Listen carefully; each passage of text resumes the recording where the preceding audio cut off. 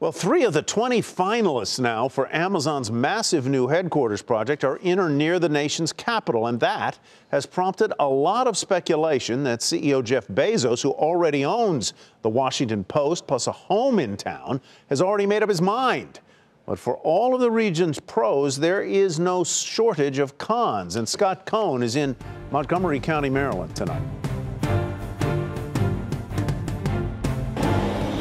Montgomery County, including communities like Rockville and Bethesda, is rich and vibrant, joining Northern Virginia and the District of Columbia, 3 Amazon finalists within about a 40-mile radius of the nation's capital.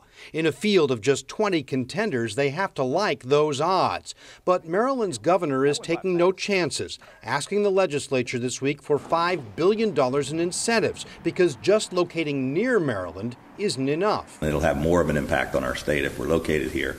And I believe we have a better story to tell. Maryland's workforce is one of the best educated in the nation, with the largest concentration of tech and science workers. Montgomery County is one of the most affluent in the nation. Maryland officials won't say what sites they're offering, but one possible location, the former White Flint Mall, a regional shopping center torn down a couple of years ago, replacing a one-time brick and mortar retail mecca with the retailer of the future.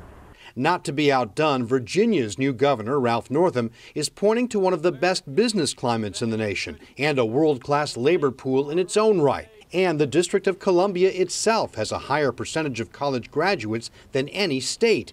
D.C.'s mayor is angling for the Amazon prize. We know that we have the talent pool, the livable and walkable communities, the great arts and culture scene that the employees say they want, and Amazon says it wants. But all the contenders have problems, chief among them infrastructure. Roads are congested and crumbling. Traffic in parts of the region among the worst in the country.